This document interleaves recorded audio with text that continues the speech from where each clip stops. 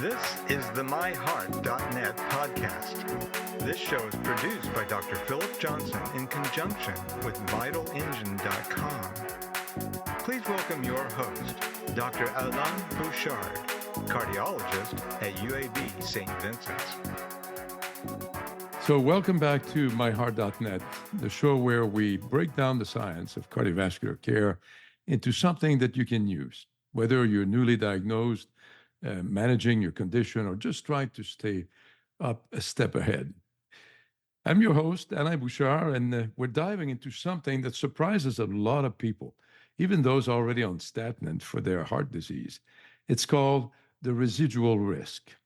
So we know that statin lowers your LDL cholesterol, does a good job, reduce your risk of mortality by almost 30%, which is great, but there still leaves 70% of the risk on the table. So today we're going to explore why that is and what role the triglyceride-rich lipoproteins and their leftovers, called also remnant cholesterol, play in that story. And for us, we truly have a lipid expert. Dr. Vera Bittner. She's professor of medicine at the University of Alabama Birmingham. She is a section head of general cardiology, prevention, and imaging.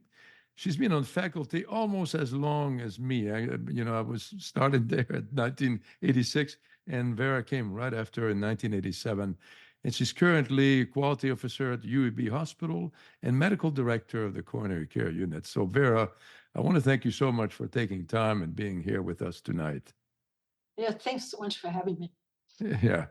Well, so Vera, I have a lot of my patients, they have coronary artery disease and they're taking the statin. Their LDL cholesterol is below 70 milligrams per deciliter. So they're kind of wondering, why are they still at risk? Think about, atherosclerosis as multifactorial disease. And I'm sure, you've already talked to your patients about, lipids not being the only thing, they also need to quit smoking, control hypertension, control diabetes and such.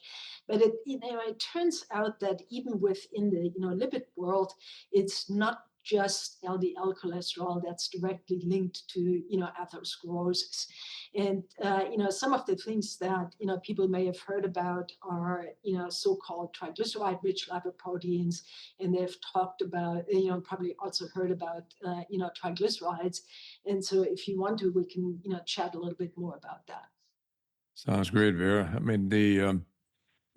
Could you explain just a little bit what are we talking about when we talk about triglyceride-rich lipoproteins? Why are they dangerous, really?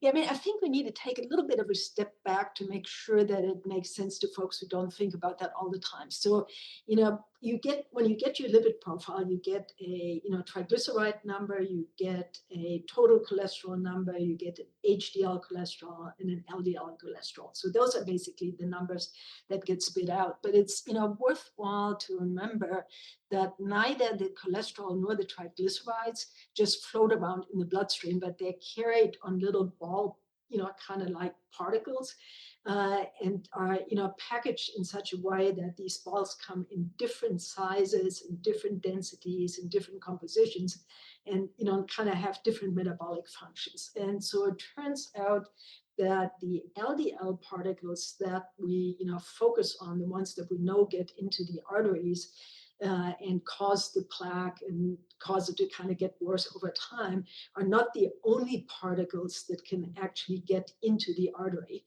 And so the other kind of species of particle that can get in there are so-called triglyceride-rich lipoproteins.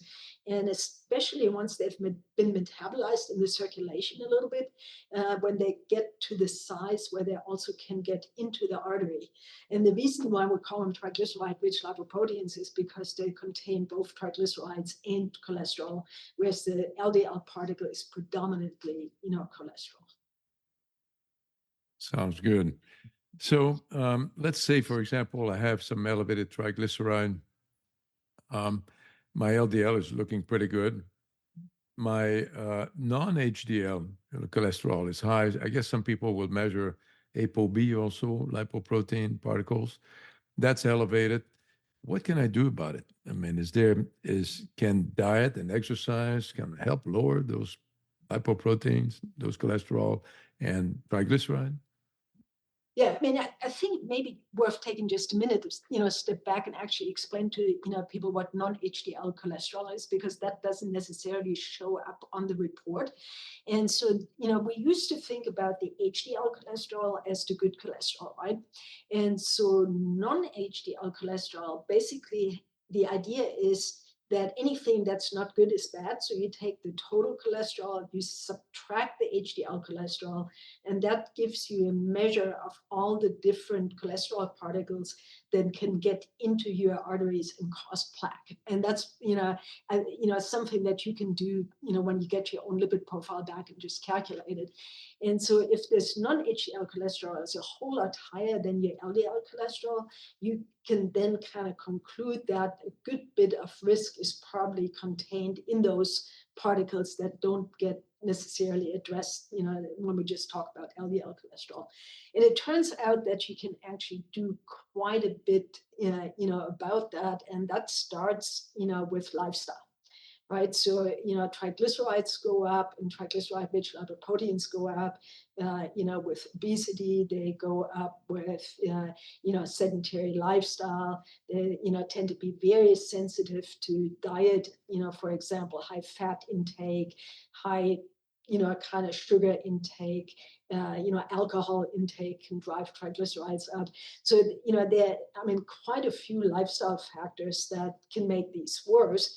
And then the corollary is that, if you change these lifestyle factors, lose weight, exercise, follow a more, healthier diet, then you can actually make a pretty big dent in these lipid abnormalities.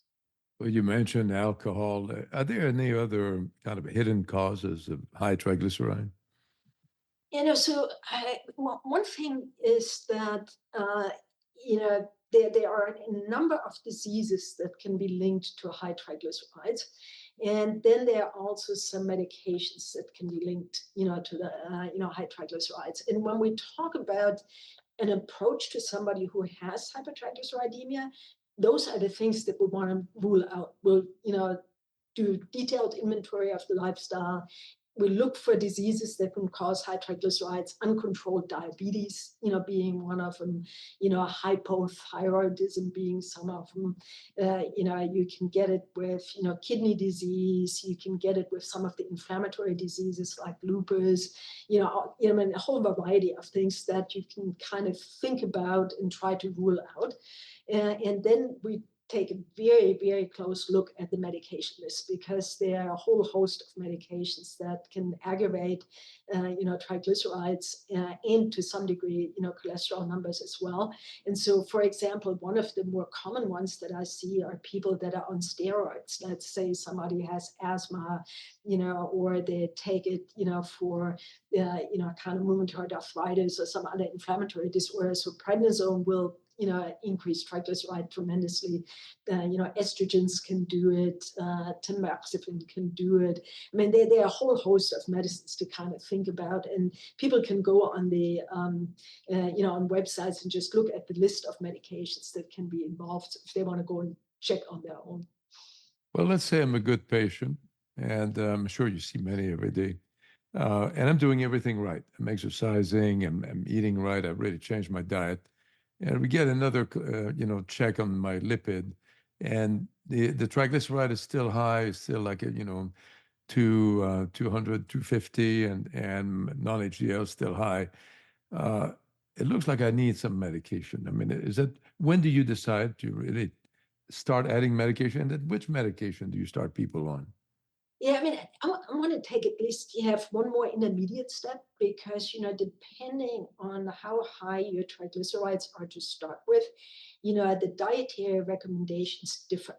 And so even if you follow, what most of us would consider a pretty heart healthy diet, if you're somebody who tends to have very high triglycerides, then you may need to make even further cuts in your, fat intake and carbohydrate intake.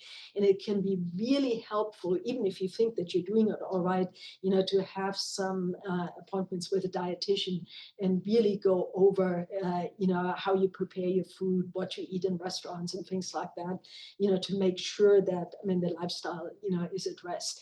But, if you've done all that and your, triglycerides are still high, then, we can start thinking, about medications. And what's your first choice of medication? Where do you Well, start? so it depends on where you start. If it's somebody who is not on any medications at all, and that person is on, at significant risk for atherosclerosis, I actually start with a statin.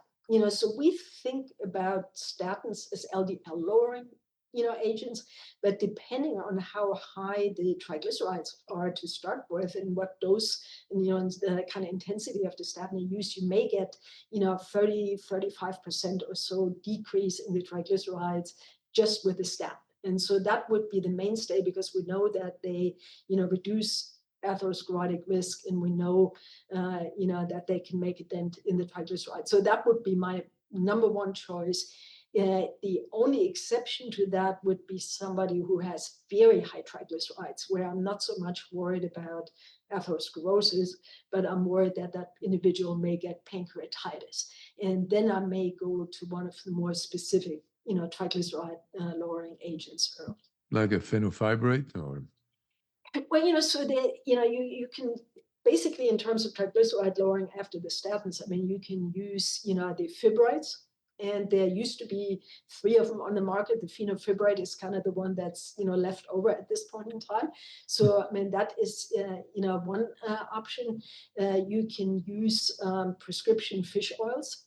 And there are 2 types, on the market. You can either get, the prescription, omega-3, esters, or you can get a medication called, icosapent.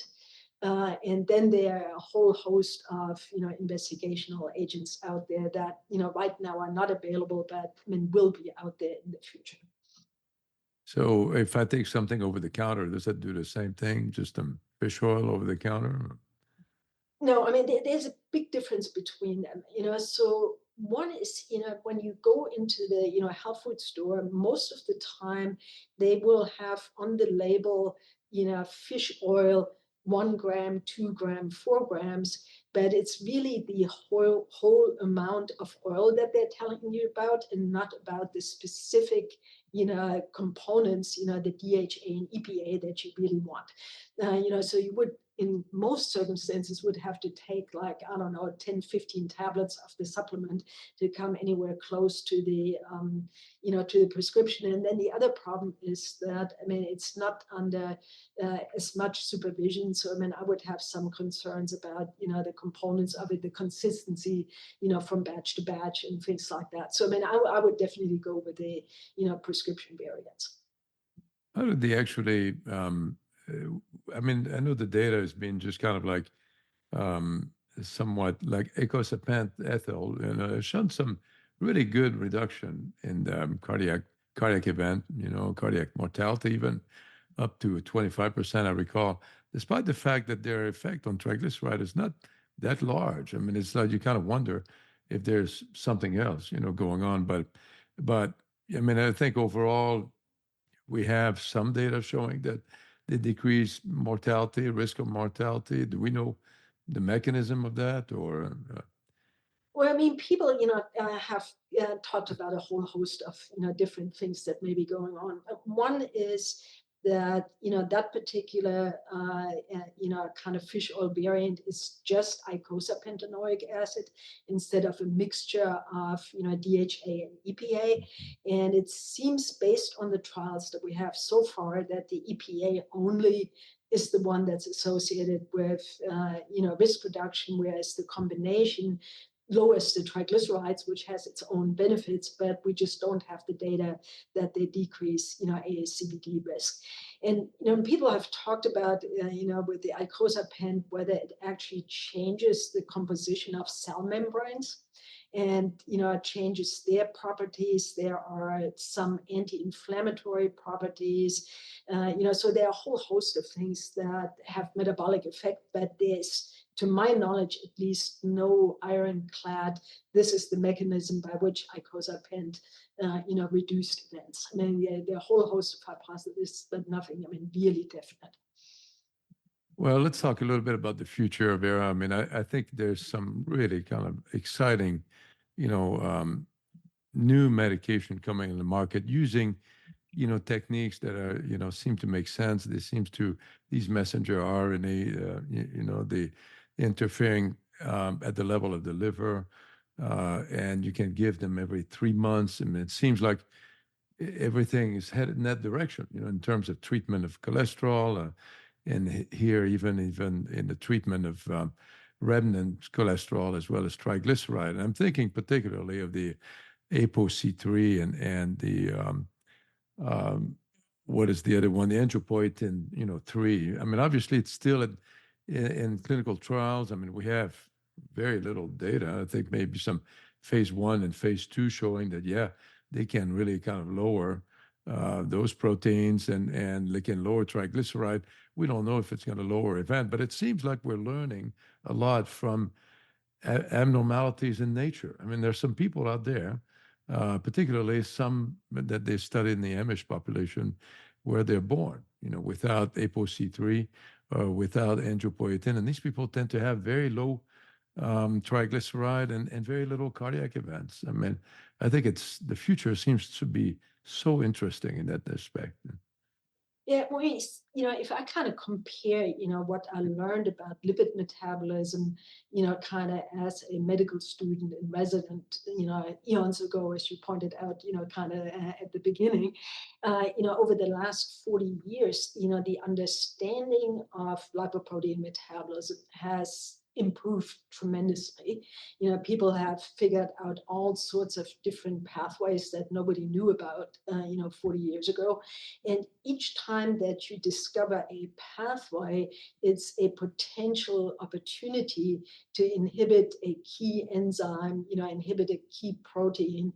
And now that we have genetics and we can look for people who have deficits or excesses of enzymes and proteins, and then look and see how they do over time, that helps, to choose the targets even better. And so, yes, they've figured out that, ApoC3, inhibits triglyceride breakdown. And so when you're born without that, then you end up having much, much lower triglycerides than, somebody who has that apoprotein. And so why not inhibit it or prevent its synthesis and kind of simulate that, genetic deficit and then treat people with that. And so there's a whole lot, going on in the, lipid world, kind of using that kind of type rationale to explore different pathways and see, whether we can find effective, medications. I think this research is very important, Vera, in that field in particular, because we know that since from the 1970s to 2000, I mean, cardiovascular mortality kept declining, steadily. But then the last decade or two, it has stopped. And actually, even in some patient population, there's some not only plateauing of the mortality, but even some increase. Something is happening. And it seems like we're seeing more and more problem with, obesity, which is becoming a pandemic of its own. More patients with metabolic syndrome, more patients with diabetes. Almost 12% of the U.S. population is diabetic. All of them have, a lot of risk profile that is very, favoring atherogenesis as well as, cardiac event. And maybe this kind of like, research will help, really solve the problem that has really kind of creeped up on us with metabolic abnormalities. And we need to make our patients more cardiometabolic fit, and not only losing weight, treating their diabetes, but their triglyceride and remnant, cholesterol is going to be probably the way to go, where we can bring down again this cardiovascular mortality in the next decade, we hope. Yeah, and now that we're talking about medications that may might give us a new avenue. I mean, if you think about the, GLP-1, agonists, right? They address a lot of those issues that are part and parcel of this hypertriglyceridemia metabolic syndrome. They, cause you to lose weight, your glucose metabolism improves. There was just an article in the New England Journal that, one of those actually decreased the amount of liver fat and improved histology in the liver. This whole kind of cardiometabolic world, will make a pretty big difference, I think, in the future if we get effective, agents for, what ails most of the, patients these days. Medication is getting better and better. And I think on one of our future podcasts will be a discussion with Amy Goss at the University of Alabama about ultra-processed food and, how we've ended up with this problem with overweight and obesity and what can we do about it. So medicine is getting better. And Vera, I want to thank you so much for all your help, helping us understanding the role of triglyceride and remnant cholesterol in the residual risk of our patients with heart disease. Thanks, Vera. All right. Thanks so much. Thank you. To learn more from our team of cardiologists, please visit us at MyHeart.net. You can also follow us on social media by searching MyHeart.net on Facebook and Twitter. And be sure to subscribe to this podcast so you don't miss our next episode.